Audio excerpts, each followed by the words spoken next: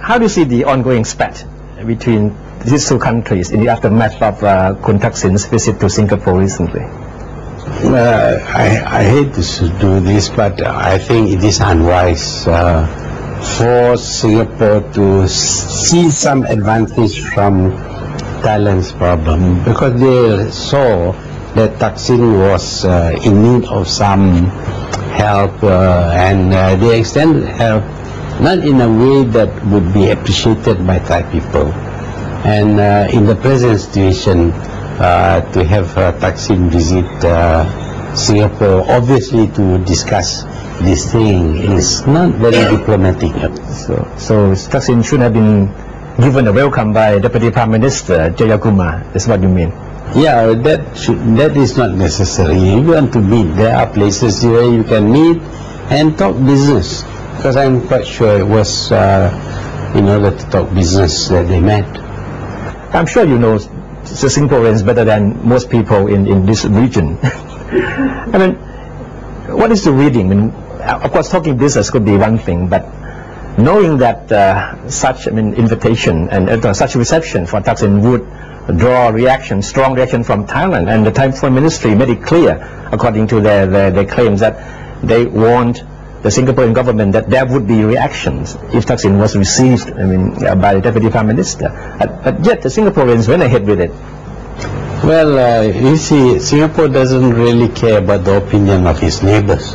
Singapore has been very unfeeling, not sympathetic to the problems of the neighbors.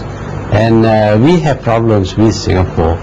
And in my 22 years, I've tried to resolve this by being friendly, by being very rigid, but I couldn't solve the problem with Singapore.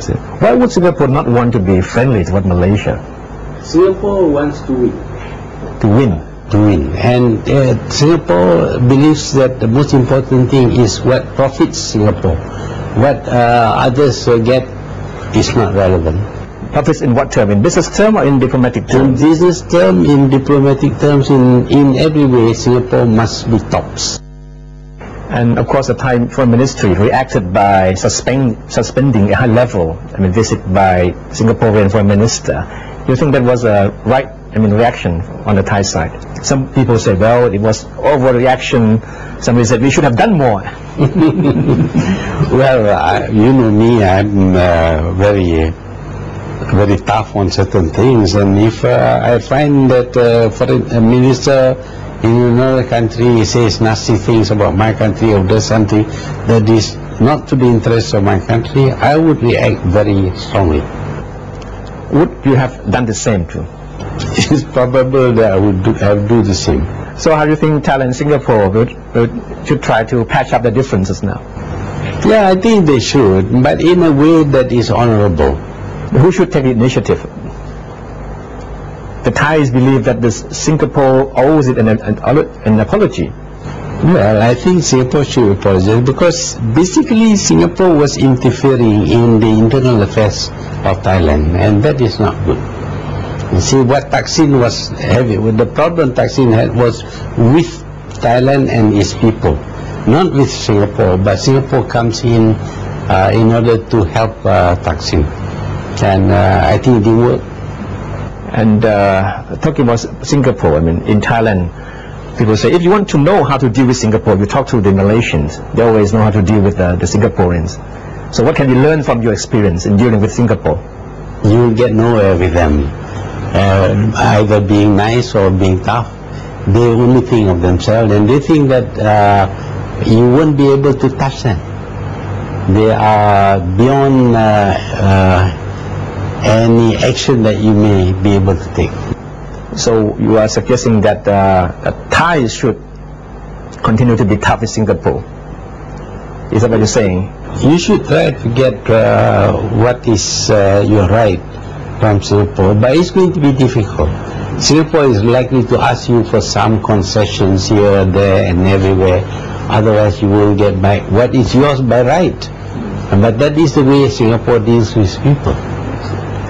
Did it surprise you that General Sonthi, the army chief and the leader of the coup, a few weeks ago said, well, every phone call in Thailand now was being monitored by Singapore.